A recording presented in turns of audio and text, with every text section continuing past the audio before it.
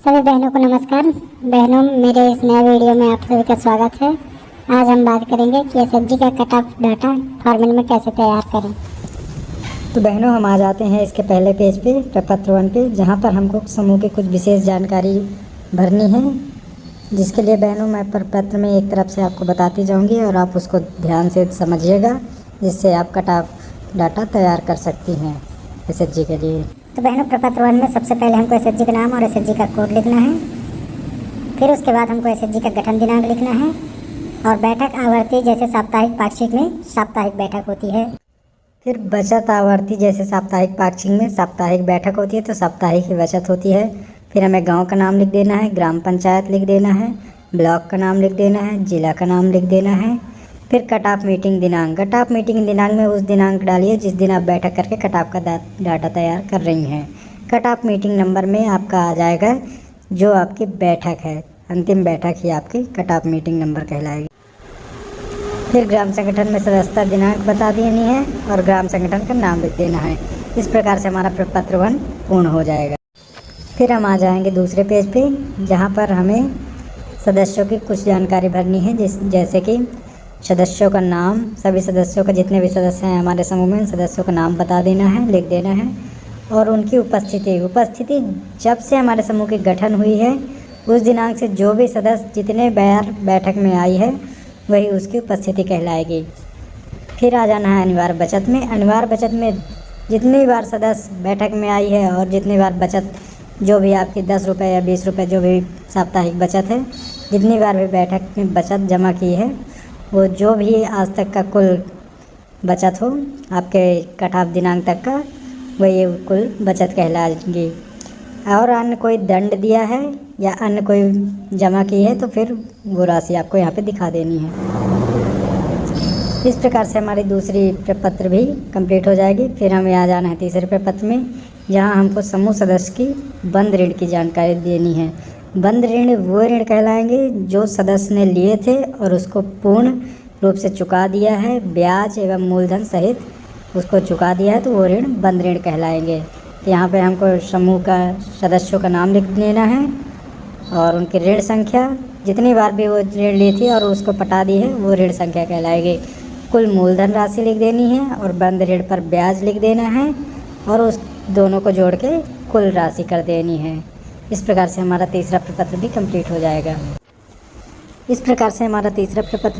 हो जाएगा। बहनों, फिर हमको आ जाना है चौथे प्रपत्र में, जहाँ हमको सदस्यों की जो ऋण चल रहे हैं, चालू ऋण की जानकारी दिखानी है। सक्रिय ऋण, जो भी ऋण लिए थे उनमें अभी बकाया है जमा करने को, ब्याज या मूलधन बकाया है, तो वो सक्रिय ऋण में आएंगे। इसकी जानकारी के लिए हम सदस्य का नाम, ऋण खाता संख्या, ऋण वितरण तिथि, किस दिनांक को उनको ऋण दिया गया था, फिर ऋण की राशि, कितनी राशि उनको दिया गया था सदस्य को, फिर ब्याज दर क्या था, किस्त की अवधि, कितने समय के लिए उनको ये ऋण दिया गया था, किस्त की राशि मतलब कितनी राशि उनकी किस्त में, हर किस्त में उनको लौटानी है, फिर प्रथम वापसी महीना मतलब कब से उनका किस्त प्रारंभ होने वाला है, ये जानकारी हमको देनी है।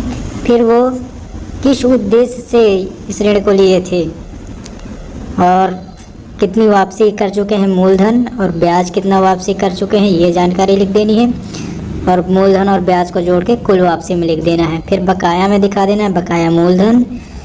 और इस प्रकार से हमको सक्रिय ऋण की जानकारी पूर्ण कर लेनी है। फिर हमको आ जाना है इसके अगले प्रपत्र पे, जहाँ पे हमको समूह का आय विवरण दिखाना है।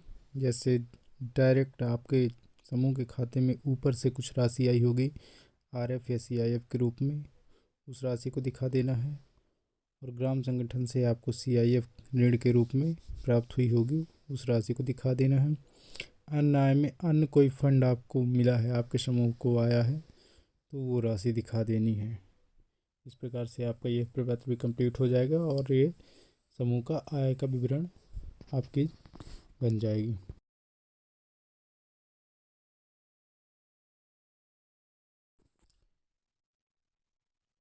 बहनों, वीडियो थोड़ी लंबी हो गई है, उसके लिए क्षमा चाहते हैं। अब आप इसके अगले प्रपत्र में आ जाना है, जहाँ पे आपको समूह के बंद ऋण दिखाना है। मतलब समूह का जो ग्राम संगठन से ऋण बंद हो चुके हैं, जो CIF के रूप में आपको, चाहे वो स्टेट से प्राप्त हुआ रहा हो चाहे ग्राम संगठन से, उसकी वापसी आपने ग्राम संगठन में पूर्ण रूप से मूलधन एवं ब्याज दे दिया है, तो वो ऋण आपके बंद ऋण कहलाएंगे। तो प्रपत्र के फॉर्मेट अनुसार आप इसमें बंद ऋण दिखा सकते हैं। और यह जानकारी भी आपकी पूर्ण हो गई है।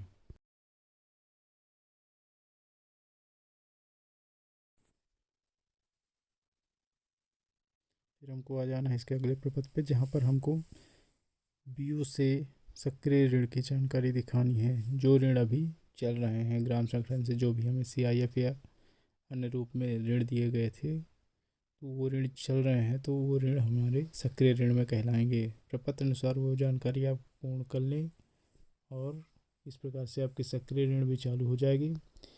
फिर हमको आ जाना है बैंक से SHG के सक्रिय ऋण में।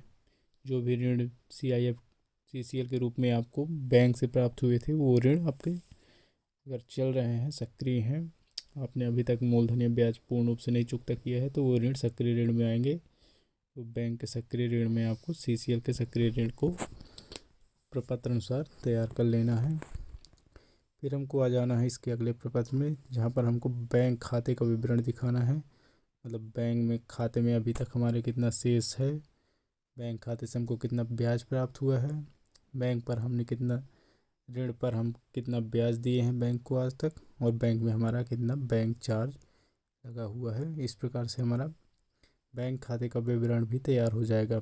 बहनों, मैंने इस प्रपत्र में मैंने अपने हिसाब से थोड़ी सी इसको बदलाव किया है, जिससे आपको डाटा तैयार करने में सरलता हो।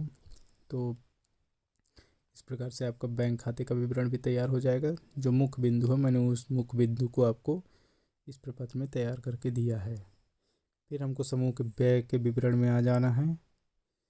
समूह के व्यय के विवरण में हमारे समूह ने BO को जो भी सदस्यता शुल्क दिया है, BO के ऋण के जो भी ब्याज आज तक का था, जितना भी ब्याज आपने जमा किया है BO में, वह ब्याज दिखा देना है। अगर किसी प्रकार के CRP को, किसी कार के CRP को आपने मानदेय दिया है, तो वो मानदेय दिखा देना है। पुस्तक संचालक का जितना भी मानदेय दिया है आपने, यात्रा व्यय जो भी था आपका, स्टेशनरी का जो भी खर्च है, और किराया यात्रा व्यय, यह 2 बार हो गया बहनों, इसके लिए सॉरी। और अन्य व्यय जो भी है आपकी, वो दिखा देनी है।